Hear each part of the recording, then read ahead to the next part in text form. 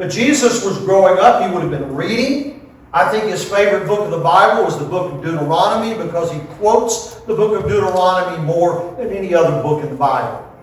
Of course, that would have been one of the 5 books, the first 5 books of the Bible that were readily accessible to him. You see, Jesus didn't have the Bible to carry around.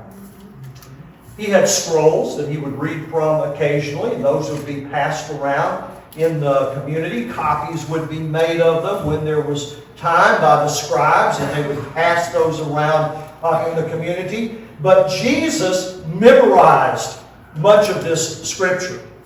And he would often say, don't you know the Scripture says, and then he would quote that particular verse. So he was memorizing Scripture. He spent all night in prayer the night before he was crucified.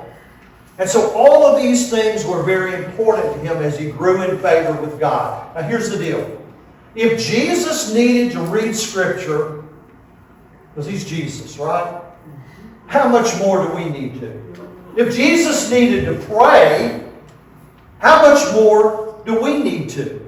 All of these things should be lined up in your life by now, because if you have accepted Jesus Christ, which I realize most people have here today, and you're growing in the faith, then you should be doing these things. You should have a daily time where you are praying and looking at the Scripture, even if it's one verse of Scripture a day. Even if you're spending 5 minutes in prayer. Whatever you can start with, you got to get a habit of doing that. Whether it's morning or evening, doesn't matter.